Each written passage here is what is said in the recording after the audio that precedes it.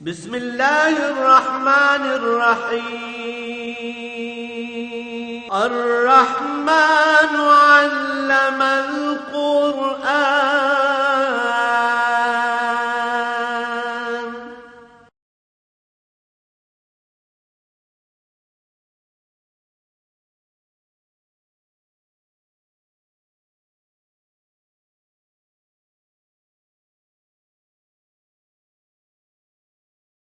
الحمد لله رب العالمين والصلاة والسلام على حبيبه محمد وآله وصحبه أجمعين. أعوذ بالله من الشيطان الرجيم. بسم الله الرحمن الرحيم. إلا تنصروه فقد نصره الله إذ أخرجه الذين كفروا ثاني اثنين إذ هما في الغار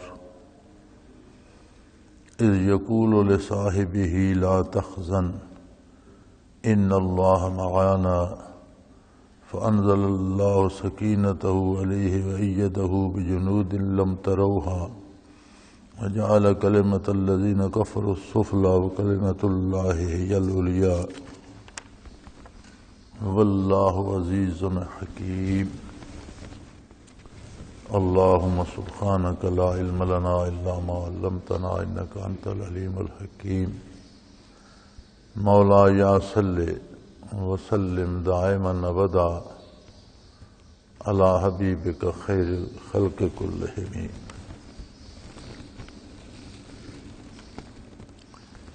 پچھلے جمعے جو آیہ کریمہ ہم نے پڑھی جس میں ہمیں تلاوت کا شرف حاصل ہوا اور بتوفیق الہی اس کا ترجمہ تفسیر بھی اللہ نے نصیب فرمایا، تو اس میں اصول یہ تھا کہ اتباع رسالت میں اصول آخرت ہے، اللہ کی رضا ہے، آخرت کی کامیابی اللہ کی رضامندی کا مظہر اور دلیل ہے. تو کیا دنیاوی مفادات تمہیں اتنے عزیز ہو گئے ہیں؟ منافقین نے، میں نے عرض کیا تھا کہ بہت شور کیا کہ قحط سالی کے بعد فصل آئی ہے اور پھر گرمی بڑے زوروں پر ہے، سفر بہت زیادہ ہے، اس طرح کی باتیں، لیکن وہ کوئی بات، کوئی عذر معذرت اتباع رسالت میں قابل قبول نہیں. اور مسلمانوں نے پورے ذوق سے حصہ لیا، بڑھ چڑھ کر ایثار کیا.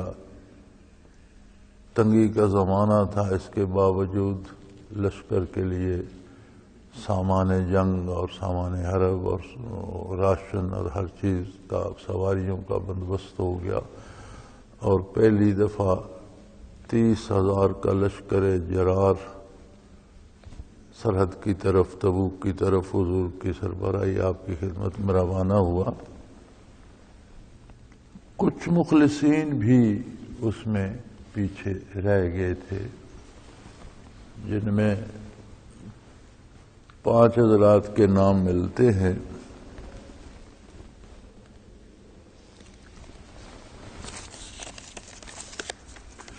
حضرت کعب بن مالک رضی اللہ تعالی عنہ، حضرت بلال بن امیہ رضی اللہ تعالی عنہ، حضرت مرارہ بن ربیع رضی اللہ تعالی عنہ، حضرت ابو خشیمہ رضی اللہ تعالی عنہ، حضرت ابو ذر غفاری رضی اللہ تعالی عنہ. یہ 5 حضرات بھی اس جنگ میں، تبوک کے واقعہ میں پیچھے رہ گئے، اور یہ حضرات محض کوتاہی اور سستی کی وجہ سے رہ گئے. ان 5 میں سے آخر و ذکر 2، ابو خشیمہ رضی اللہ عنہ اور ابو ذر غفاری رضی اللہ عنہ، انہیں جب احساس ہوا کہ لشکر تو روانہ ہوگا اور ہم رہ گئے، تو انہوں نے فوراً سواریوں کا بندوبست کیا اور پیچھے چل نکلے اور تبوک پہنچتے پہنچتے حضور کی خدمت میں حاضر ہو گئے اور لشکر میں شامل ہو گئے۔ باقی 3 حضرات رہ گئے۔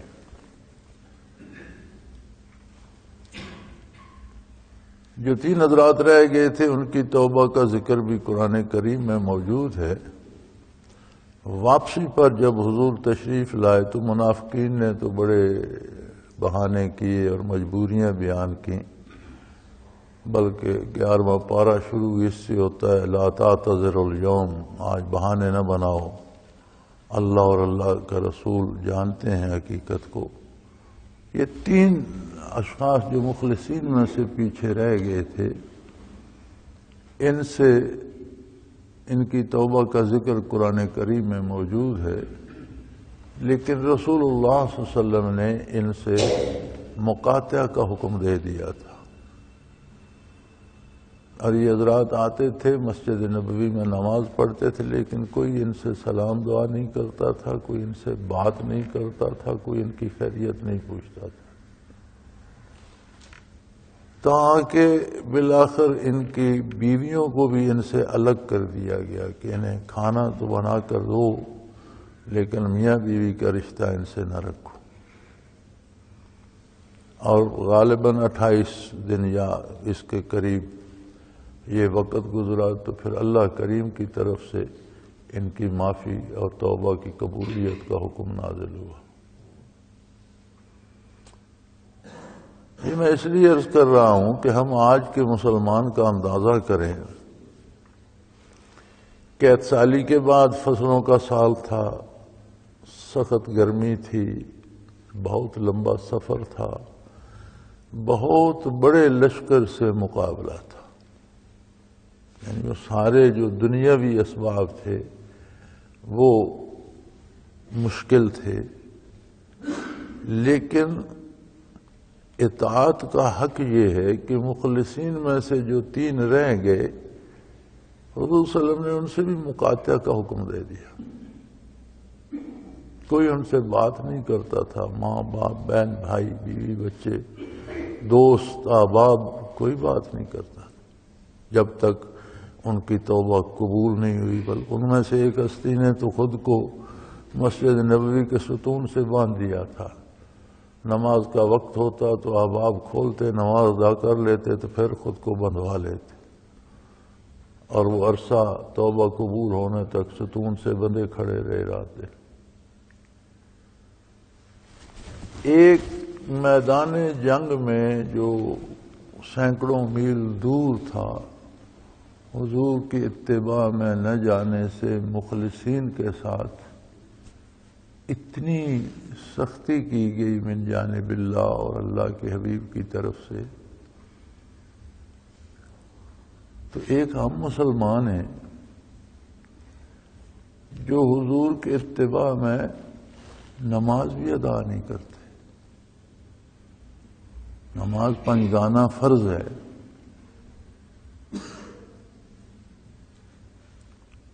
جس وقت یہ لوگ رہ گئے تھے اور یہ واقعہ ہوا تھا تو یہ کوئی تصور نہیں تھا کہ کوئی مسلمان نماز چھوڑ دے، یہ کوئی تصور ہی نہیں تھا کہ مسلمان ہو اور نماز ادا نہ کرے۔ اب ذرا ہم اپنا اندازہ لگائیں کہ اگر ہم حضور کے حکم کے مطابق اللہ کی عبادت نہیں کر سکتے، نماز ادا نہیں کر سکتے، تو ہم کون سا جہاد کریں؟ اور اگر یہ صورتحال حضور اکرم صلی اللہ علیہ وسلم کے سامنے پیش ہو تو جو ساری رات ذکر اذکار کرتے تھے، ایک ایک رکعت میں ایسے لوگ بھی تھے جو ایک ایک رکعت میں 30 پارے پڑھ لیتے تھے، خلوص کے ساتھ سجدے کرتے تھے، شرف صحابیت سے سرفراز تھے، کتنے غزوات میں جانثاری دکھا چکے تھے، ایک غزوہ تبوک میں سستی سے، کاہلی سے یہ 3 حضرات پیچھے رہ گئے۔ سینکڑوں میل کا سفر بھی تھا، فصلیں بھی تیار تھیں، مقابلہ بھی بڑے دشمن سے تھا، اللہ کو پسند نہیں آیا۔ اطاعت پیغمبر میں کوئی بہانہ کارگر نہیں ہے سوائے معذوری کے۔ کوئی معذور ہے، بیمار ہے، لاچار ہے، وہ عذر شرعی ہے۔ اس کے علاوہ کوئی میری مصروفیت ہے، میرے پاس وقت نہیں ہے، میرا کاروبار ہے، یہ کوئی بہانہ قابل قبول نہیں ہے۔ تو یہ تو ایک جنگ میں سستی دکھانے سے اتنے بڑے اکابر صحابہ جن سے حضور بھی پیار فرماتے تھے، لیکن جب تک اللہ کریم کی طرف سے باقاعدہ ان کی معافی کا اعلان نہیں ہوا، ان سے کوئی بات تک نہیں کرتا۔ یہ اگر آج کا مسلمان بارگاہ نبوی میں پیش کیا جائے جس پر سجدہ بھی گراں ہے، اندازہ کریں کیا کیفیت ہو۔ ہم نے آنکھیں بند کر لی ہیں آخرت سے، اور ہم صرف دنیا کی سہولتیں، دنیا کا آرام، دنیا کی دولت، دنیا کی لذتیں سمیٹنے میں لگے ہوئے ہیں، اور ہمیں یہ احساس ہی نہیں ہے کہ یہ کچے دھاگے کی ڈور ہے، سانس کی آمد و شد کے کسی وقت بھی ٹوٹ سکتی ہے۔ دنیا جتنی ہوگی ساری یہیں رہ جائے گی، ساتھ تو وہ ایمان اور اعمال ہی جائیں گے۔ تو اعمال میں اگر کوئی بندہ پنجگانہ فرائض بھی ادا نہیں کرتا تو اس سے مزید کس نیکی کی توقع رکھی جائے؟ اور کیا نیکی کرتا ہوگا، کیا بھلائی کرتا ہوگا؟ اس میں بھی اس کی مصروفیات آڑے آتے ہیں، ناسازی طبع آڑے آتی ہے، عجیب طبیعت ہے جس پر اللہ کا سجدہ بھی گراں گزرتا ہے۔ یہ کیا طبیعت ہے؟ تو قرآن کریم یہ واقعات بیان ہی اس لیے فرماتا ہے کہ ہم یہ آئینہ دیکھ کر اپنا حال سامنے رکھ کر اپنی اصلاح کی فکر کریں کہ ابھی ہم عالم عمل میں ہیں، دار العمل میں ہیں، عمل کا وقت ہے، توبہ قبول ہو سکتی ہے، توبہ کی قبولیت کا وقت ہے، فرصت ہے ہمارے پاس۔ جب موت نے یہ راستے بند کر دیے تو پھر کیا ہوگا؟ پھر دوسری بات کی طرف توجہ دلوائی کہ لوگوں، اگر تم میرے حبیب صلی اللہ علیہ وسلم کا ساتھ نہ دینا چاہو تو بگڑے گا تو کچھ نہیں۔ تمہاری وجہ سے رسول اللہ صلی اللہ علیہ وسلم کا پیغام نہیں پھیل رہا، تمہاری وجہ سے دین قائم نہیں ہے۔ وہ جس کا رسول ہے وہ اس کا معاون بھی ہے، مددگار بھی ہے، رکھوالا بھی ہے، اور جس نے یہ دین نازل فرمایا ہے وہ خود اس دین کا محافظ بھی ہے اور اسے پھیلا بھی رہا ہے۔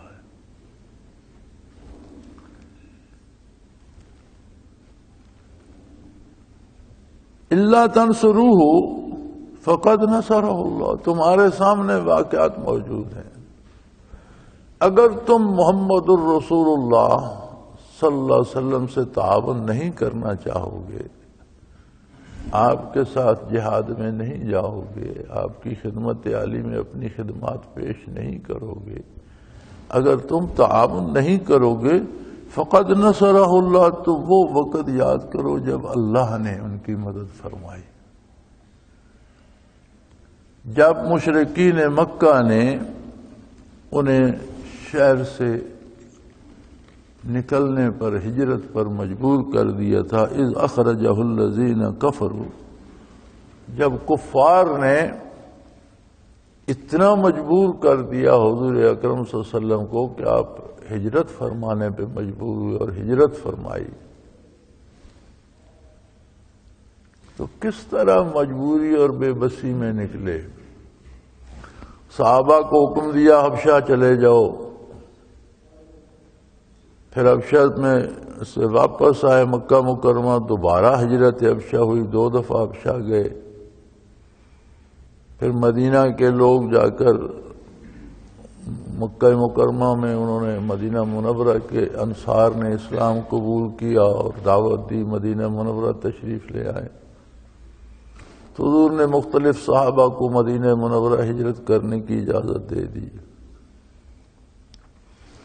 سیدنا ابو بکر صدیق رضی اللہ تعالیٰ عنہ نے بھی کئی دفعہ اجازت چاہی کہ حضور میں ہجرت کر جاؤں، فرمایا نہیں ابھی نہیں، خود حضور بھی وہاں رہے۔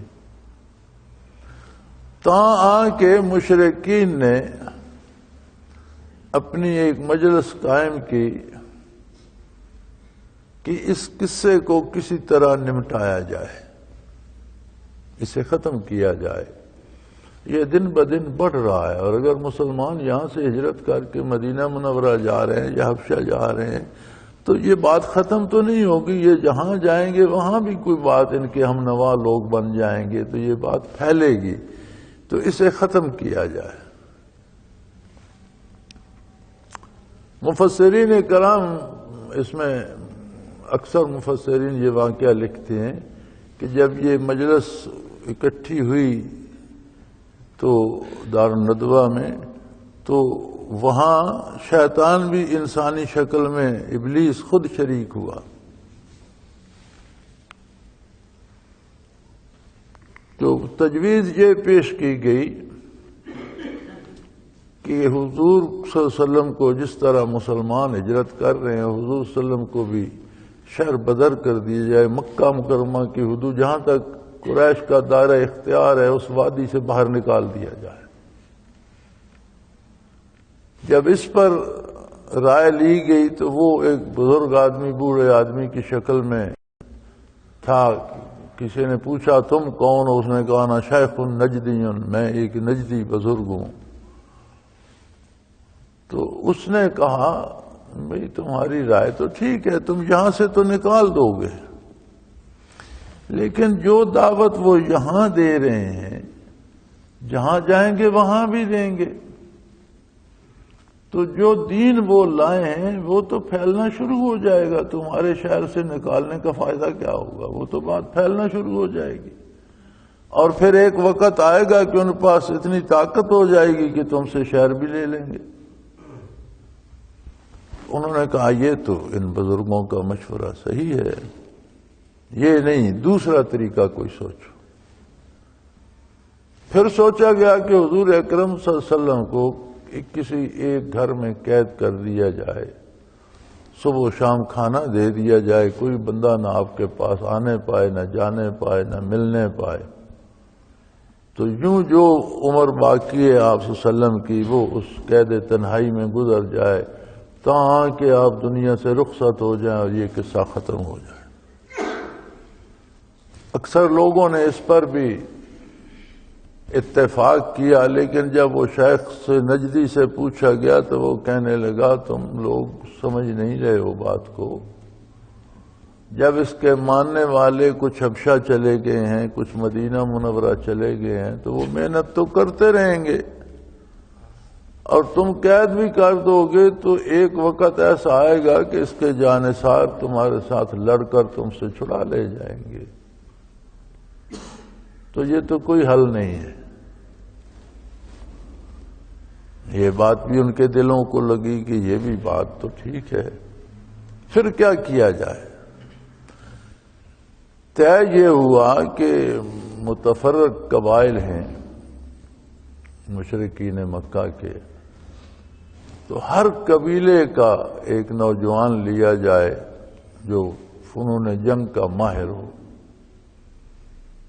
تو یہ سارے جوان جو ہیں یہ جب حضور استراحت فرمائیں تو آپ کے گھر کو گھیرے میں لے لیں، اور صبح جب حضور بیدار ہو کر باہر نکلے تو شہید کر دیے جائیں۔ اب ہر قبیلے کا ایک جوان ہوگا، 20-25 لوگ ہوں گے، کوئی پتہ نہیں کس کی تلوار سے حضور شہید ہوئے، تو ظاہر ہے ان سارے قبیلوں سے بنو ہاشم پھر بدلہ تو نہیں گے، بات خون بہا تک آ جائے گی، سارے مل کے جو بھی انہوں نے کہا خون بہا ادا کر دیں گے اور بات ختم ہو جائے گی۔ تو اس پر شیطان بھی متفق ہوا کہ یہ ٹھیک بات ہے. لیکن اللہ کی قدرت دیکھے نا. حضور آرام فرمانے چلے گئے. مشرک نوجوانوں نے گھر مبارک کو گھیرے میں لے لیا، تلواریں سونت لیں. تب اللہ نے حکم دیا میرے حبیب اب ہجرت کرو.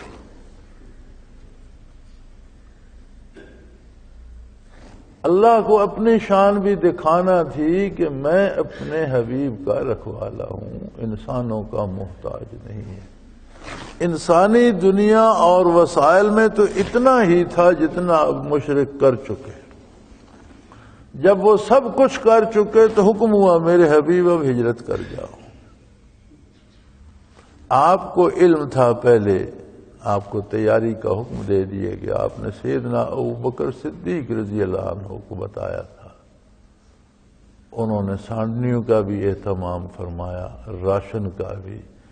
جتنا سرمایہ گھر میں تھا وہ بھی سارا آپ نے لے لیا. اور اس انتظار میں تھے. حضور نے فرمایا کہ میں اور تم اکٹھے جائیں گے، ہجرت کریں گے.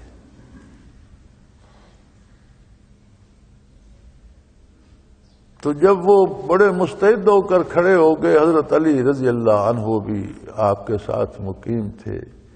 آپ اٹھے، حضرت علی رضی اللہ عنہ کو فرمایا کہ میرے بستر پر آپ آرام فرمائیں. صبح جب اٹھیں گے تو میرے پاس مشرکین کی امانتیں ہیں. یعنی اس ساری مخالفت کے باوجود وہ حضور ہی کو امین سمجھتے تھے اور اپنی امانتیں رکھتے تھے. تو حضور نے فرمایا کہ میرے پاس ان کفار کی جو میرے ان کی امانتیں ہیں، یہ رکھ لو. جب صبح اٹھو گے تو یہ جس جس کی آپ نے فرمایا میں بتا دیتا ہوں، ان کو لوٹا دینا میری طرف سے. اور تم بھی وہاں آ جانا مدینہ منورہ ہمارے پاس. آپ کے اس ارشاد میں یہ خوشخبری موجود تھی کہ آپ کا بھی بگڑے گا کچھ نہیں. آپ خیریت سے اٹھیں گے، امانتیں ادا کریں گے اور پھر خدمت عالی میں مدینہ منورہ پہنچ جائیں گے. چنانچہ حضور کو حکم ہوا، حضور نکل کھڑے ہوئے.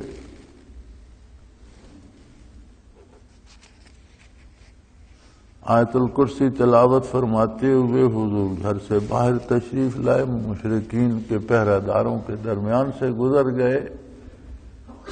انہیں کوئی سمجھ نہیں آئی. سیدھے سیدنا ابوبکر صدیق رضی اللہ عنہ کے گھر کو رونق بخشی. وہاں سے دونوں حضرات روانہ ہوئے. ایک فارسی میں منظوم تاریخ ہے. علامہ بازل ایرانی ہوئے ہیں، شیعہ علماء میں بہت بڑے فاضل ہوئے ہیں اور شاعر بھی بہت پائے کے تھے. تو انہوں نے ایک تاریخ اسلام لکھی ہے فارسی میں جو ساری منظوم ہے، شعروں میں ہے. اتنی بڑی کتاب ہے، ساری شعروں میں ہے. اس کا نام ہے حملہ حیدری. تو وہ اس عہد کی تاریخ ہے. اس میں علامہ بازل بھی لکھتا ہے حضرت ابوبکر صدیق نے گھر سے تیاری فرمائی. آپ کے غلام کو بھی پتا تھا. طے یہ ہوا کہ غار ثور میں جا کر شب بسر فرمائیں گے. آگے اس کا رہنما کا انتظام کیا گیا کہ جو وہاں سے مدینہ منورہ کے راستے کی رہنمائی کرے گا. وہ بھی غیر مسلم تھا، اجرت پر لیا گیا. 2 سانڈنیاں اچھی تیار کی سیدنا ابوبکر صدیق رضی اللہ عنہ نے. آپ کی بچیوں نے کھانا بنایا. حضرت اسماء رضی اللہ عنہا نے حضور کا کھانا اور جو سرمایہ سیدنا صدیق اکبر وہ 2 پوٹلیاں باندھی. تو آپ کا وہ جو دوپٹہ تھا اسے آپ نے پھاڑ کر 2 ٹکڑے کر کے ان سے باندھا. اسی روز سے ان کا لقب ذوالنطاقین، 2 دوپٹوں والی ہو گیا. تو وہاں سے جب چلے مدینہ مکہ مکرمہ کے پہاڑ بڑے سنگلاخ اور زمین بڑی سخت ہے. عجیب بات ہے، جن لوگوں کو اللہ نے سعادت بخشی ہے وہاں حاضری کی، وہ جانتے ہیں کہ نرم سے نرم جوتا بھی پہن کر مکہ مکرمہ کی زمین پہ چلتے رہو تو پاؤں کے تلووں میں خون جم جاتا ہے. تو علامہ بازل کہتا ہے چورفتند چندی ز دامان دشت قدوم فلک سایہ مجروح گشت، کہ بیابان میں پہاڑی علاقے میں تھوڑا ہی سفر کرنے کے بعد حضور اکرم صلی اللہ علیہ وآلہ وسلم کے قدوم مبارک زخمی ہو گئے. قدوم فلک سایہ مجروح گشت. سیدنا ابوبکر صدیق نے عرض کی یا رسول اللہ آپ کے تو پاؤں مبارک زخمی ہو گئے ہیں تو آپ میرے دوش پہ تشریف لے آئے. علامہ بازل بھی لکھتا ہے ابو بکر آنگاہ بدوشش گرفت. ابو بکر نے اس وقت ان کو کندھوں پہ اٹھا لیا، اپنے کندھے پہ اٹھا لیا. ابو بکر آنگاہ بدوشش گرفت ولے این حدیث است جائے نہفت. لیکن کہتے ہیں یار یہ بات بندے کو حیرانگی میں ڈال دیتی ہے کہ در کس چنا قوت آمد پدید کے بارے نبوت توانت کشید، کہ کسی شخص میں اللہ نے اتنی طاقت بھر دی کہ وہ نبوت کا بوجھ اٹھا کر اس پہاڑ پر جا رہا ہے. دنیاوی اسباب فرمایا سارے کافروں نے مکمل کیے تھے، لیکن کیا میرے نبی کی ہجرت کو روک سکے؟ نہیں روک سکے، کچھ نہیں بگاڑ سکے. اس وقت تم ساتھ تو نہیں تھے، جو غزوہ تبوک میں پیچھے رہ گئے تم ساتھ تھے؟ یہ 30,000 کا لشکر ساتھ تھا؟ نہیں تھا. لیکن اللہ نے حفاظت فرمائی اور فرمایا اللہ تنصروہ، اگر تم مدد نہیں بھی کرو گے فقد نصرہ اللہ، تو اللہ نے پہلے بے شمار دفعہ آپ کی مدد فرمائی. اور وہ موقع یاد کرو اذ اخرجہ الذین کفروا، جب کافروں نے آپ کو شہر چھوڑنے پر ہجرت پر مجبور کر دیا تھا، جب حضور نے ہجرت فرمائی. ثانی اثنین اذ ہما فی الغار اذ یقول لصاحبہ لا تحزن ان اللہ معانا. تو دو میں کا دوسرا آپ صلی اللہ علیہ وسلم کے ساتھ غار میں تھا، دونوں غار میں تھے. جب آپ اپنے ساتھی سے فرما رہے تھے لا تحزن، میرا غم نہ کر، ان اللہ معانا، اللہ ہم دونوں کے ساتھ. یعنی پہلی تو یہ عجیب بات دیکھیں کہ ایک وقت ایسا بھی آیا پہاڑ سے اٹھا کر غار ثور تک جانے تک، کبھی اللہ آپ کو لے جائے، اللہ سب کو لے جائے، تو غار ثور پر کھڑے ہو کر نیچے نظر کریں تو بڑی لمبی، بڑی مشکل، بڑی اونچی پہاڑی. جہاں سے حاجی چڑھتے ہیں وہ تو راستہ بنا ہوا ہے.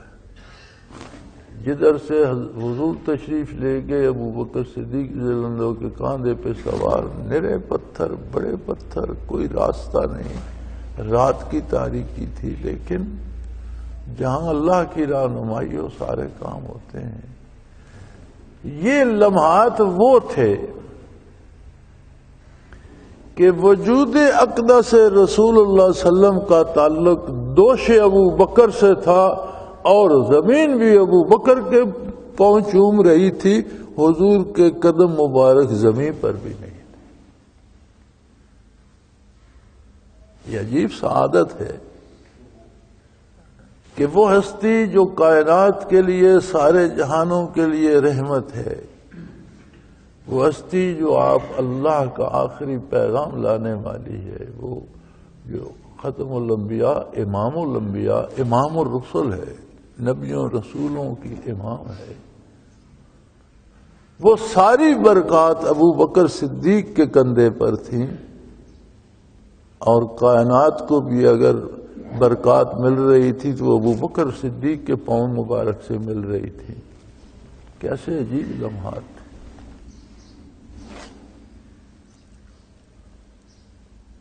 پھر فرمایا غار میں تشریف لے گئے تو غار بھی دیکھی جائے تو اتنی بڑی وسیع جگہ نہیں ہے، چھوٹی سی جگہ ہے، وہ مشکل اندر بندہ بیٹھ سکتا ہے۔ مشرکین بھی صبح انہوں نے کھوجی ووجی لیے، جب انہیں پتہ چلا صبح ہوئی حضرت علی اٹھے تو انہوں نے کہا بھئی یہ تم کہاں؟ انہوں نے کہا کیوں؟ انہوں نے کہا محمد کہاں ہے صلی اللہ علیہ وسلم؟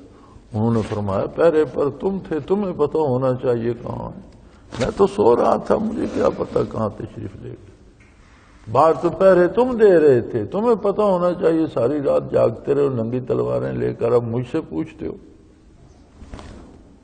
شرمندہ ہوئے، پھر انعام مقرر کیے، جو بتائے گا پکڑوائے گا، اتنے اونٹ دیں گے، یہ ہوگا وہ ہوگا، پھر پورا اپنے بندے تیار کیے، پھر کھوجی لیے، پھر نقش کف پا تلاش کرتے ہوئے چل پڑے۔ اور عرب میں کھوجی اب بھی بہت ہوتے ہیں، اب بھی میں پولیس کی مدد کرتے ہیں، اور عرب کے کھوجی بہت مشہور ہیں۔ وہ اس حد تک اندازہ لگا لیتے ہیں پاؤں کے نشان دیکھ کر کے اس بندے کے سر پر بوجھ بھی ہے، اس کی ایک آنکھ میں نظر کم ہے، وہ عجیب عجیب چیزیں وہ تلاش کر آج بھی کر لیتے ہیں۔ یہ جانور فلانا گزرا ہے، اس میں یہ عیب ہے، اس میں یہ خوبی ہے، وہ نقش پا سے ڈھونڈ لیتے ہیں۔ تو آج بھی چوری ڈاکہ کو ہو جائے تو عرب کی پولیس کھوجیوں پہ ڈیپینڈ کرتی ہے، وہ تلاش کر لیتے ہیں۔ وہ کھوجی بھی لے گئے اور صحیح کھرا تلاش کرتے کرتے غار کے دروازے پر پہنچ گئے۔ اب چھوٹا سا غار ہے، کوئی لمبا غار نہیں ہے۔ سیدنا ابوبکر صدیق فرماتے ہیں کہ میں بیٹھا تھا، حضور میری گود میں سر مبارک رکھ کر آرام فرما رہے تھے، لیٹے ہوئے تھے، اور مجھے گھٹنوں تک کو مشرکین کی ٹانگیں سامنے نظر آ رہی تھیں، پھر رہے تھے، اب ان کی باتیں سنائی دے رہی تھی۔ تو حضرت ابوبکر صدیق بڑے پریشان ہوئے۔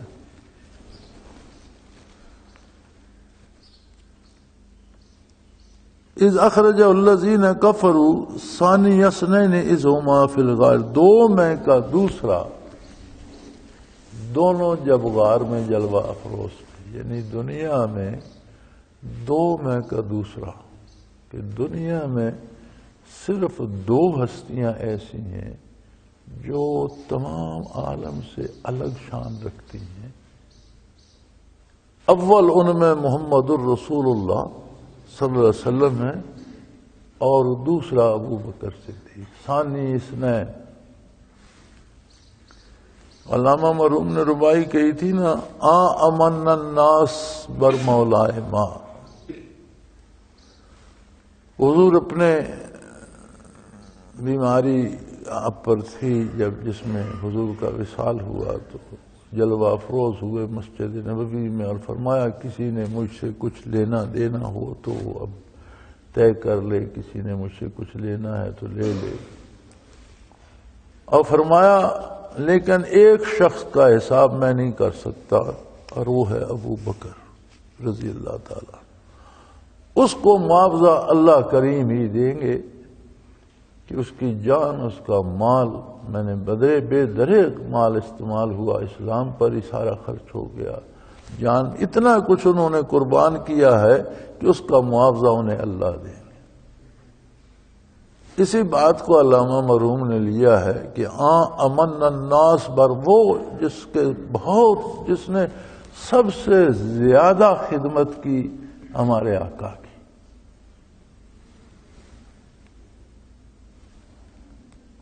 کلیم وادی سینائے ماں، دولت او کشت ملت راچوں ابر، ثانی اس نینو غارو بدرو قبر، کہ دو میں کا دوسرا بھی ابو بکر، غار کا ثانی دوسرا بھی ابو بکر، بدر کا ثانی بھی ابو بکر، اور قبر مبارک کا ثانی بھی ابو بکر صدیق۔ عجیب فضیلتیں ہیں انبیاء میں۔ ابراہیم علیہ السلام نبی، اسحاق علیہ السلام، یعقوب علیہ السلام نبی، یوسف علیہ السلام نبی،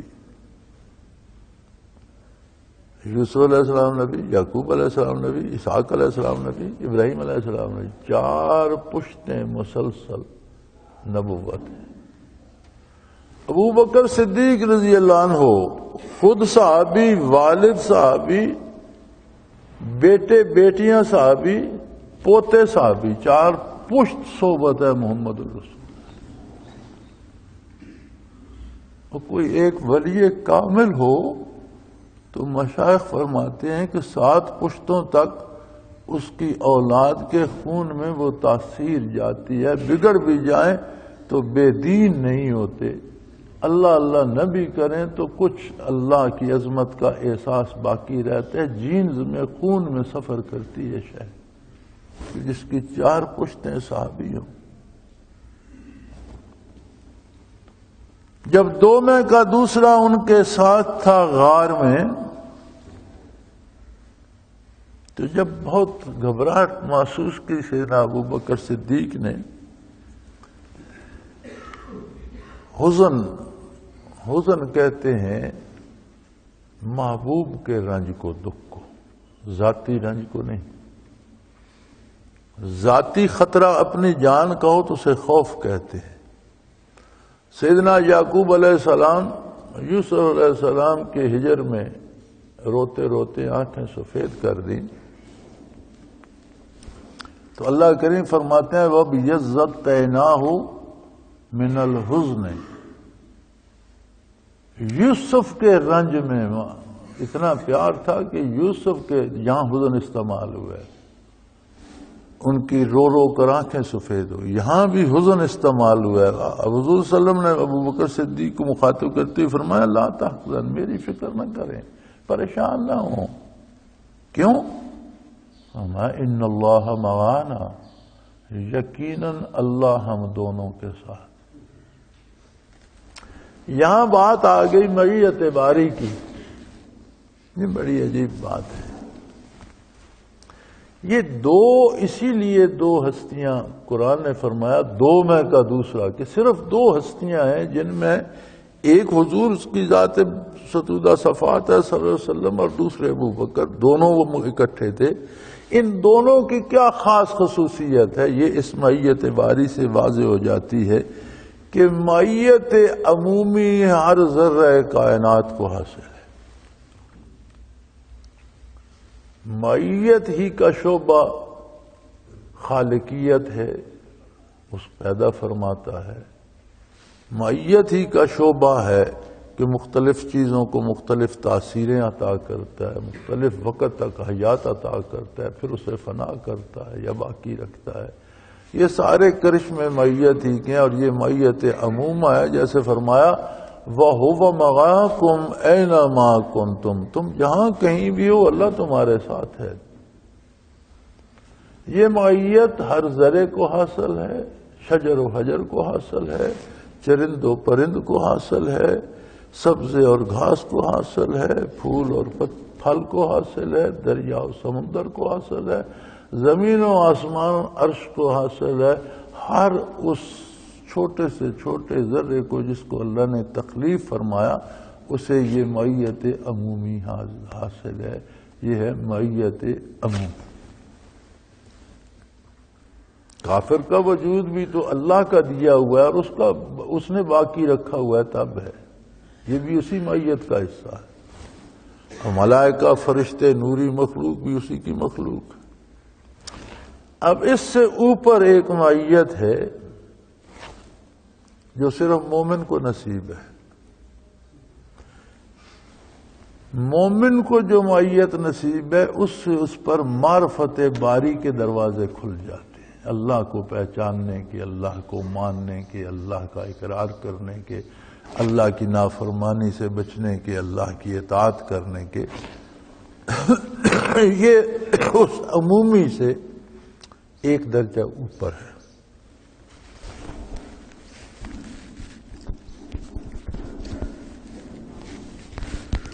اب اس کے بعد معیت خاصہ ہے،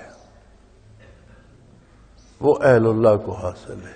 ہمارے ساتھ ہی جیتے بستے، کھاتے پیتے، ہماری طرح ہی رہتے ہیں، لیکن اللہ کا ساتھ انہیں ایک خاص طریقے سے نصیب ہوتا ہے، ان کے دلوں میں نور ہوتا ہے، ان کے دلوں میں تجلیات باری ہوتی ہیں، جیسے فرمایا گیا سیماہم فی وجوہہم، ان کے چہروں پہ اللہ کی تجلیات رقصاں ہوتی ہیں، یہ معیت خاصہ ہوتی ہے۔ لیکن یہاں ایک قید لگ گئی، ولی اللہ کو معیت خاصہ تو نصیب ہوتی ہے، لیکن اس میں معیت ذاتی ہوتی ہے اللہ کریم کی طرف سے،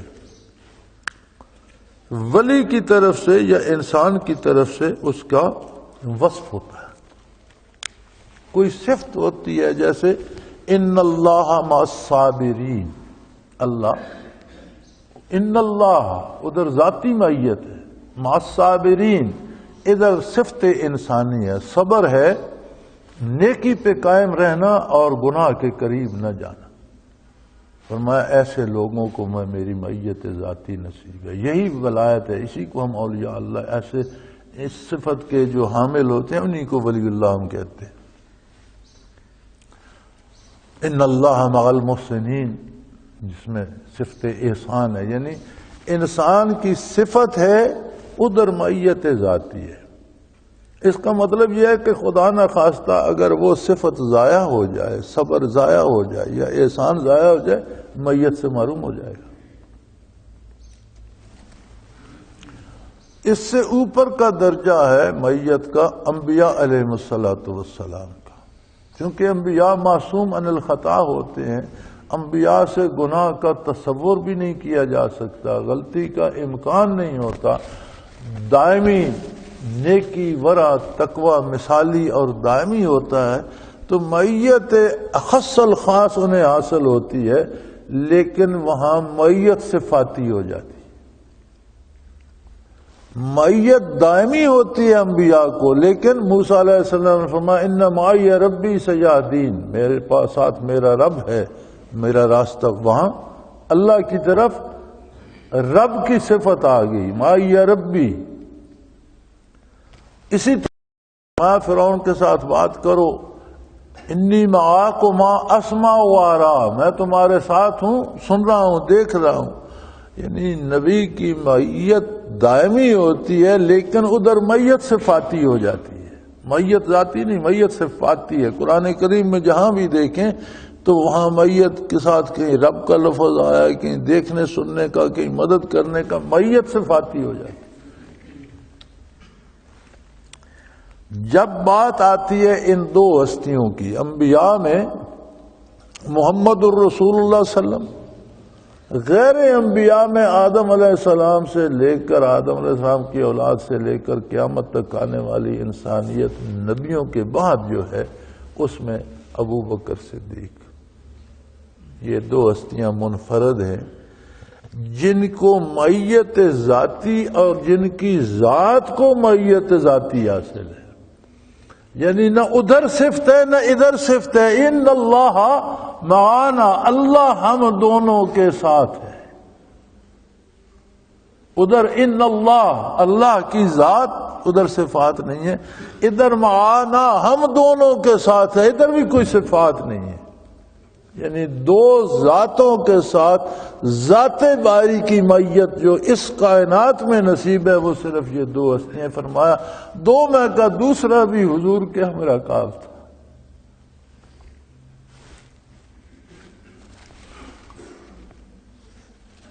وآخر دعوانا ان الحمدللہ رب العالمین۔ اللہ اللہ اللہ اللہ اللہ اللہ اللہ اللہ۔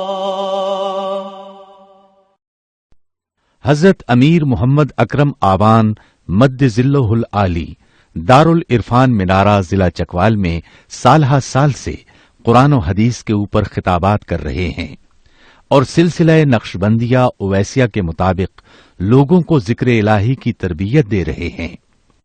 وہ قرآن پاک کی تفسیر ترتیب وار بیان کر رہے ہیں۔ تفسیر قرآن کو وہ موجودہ ملکی اور بین الاقوامی حالات کے مطابق بیان کرتے ہیں۔ موٹر وے سے کلر کہار کے انٹرچینج سے نکلتے ہوئے، کلر کہار کی جھیل سے ہوتے ہوئے، میانی، بوچھال اور نور پور سے گزرتے ہوئے دارالعرفان منارہ پہنچ سکتے ہیں۔ حضرت امیر محمد اکرم آوان نے بچیوں اور بچوں کی دینی اور دنیاوی تعلیم کے لیے سقارہ اکیڈمی کے نام سے ایک درسگاہ بھی قائم کی ہے، جس کا افتتاح ملک پاکستان کے صدر جنرل محمد ضیاء الحق نے اپنے دست مبارک سے کیا تھا۔ وہ تمام احباب جو اسلام کی طلب رکھتے ہیں، ان سے گزارش ہے کہ دارالعرفان منارہ ضلع چکوال میں امیر محمد اکرم آوان صاحب کے خطابات سے مستفید ہوں۔ وہ ہر جمعے کو نماز سے پہلے بیان فرماتے ہیں۔ ہر ماہ کی پہلی اتوار کو ماہانہ اجتماع ہوتا ہے، جس میں آپ خصوصی خطاب فرماتے ہیں، اور پاکستان کے چاروں صوبوں سے احباب اس اجتماع میں شرکت کرتے ہیں۔ اس کے علاوہ یہاں سال میں 2 مرکزی اجتماعات بھی ہوتے ہیں، ایک رمضان المبارک میں اعتکاف کا اجتماع اور دوسرا جولائی اور اگست میں 40 دن کا اجتماع ہوتا ہے، جس میں روحانی تربیت کی جاتی ہے۔ اپنا خون سیماب دے کر اتنا ہم کر جائیں گے، نام آقا کا چمن میں پھر رقم کر جائیں گے۔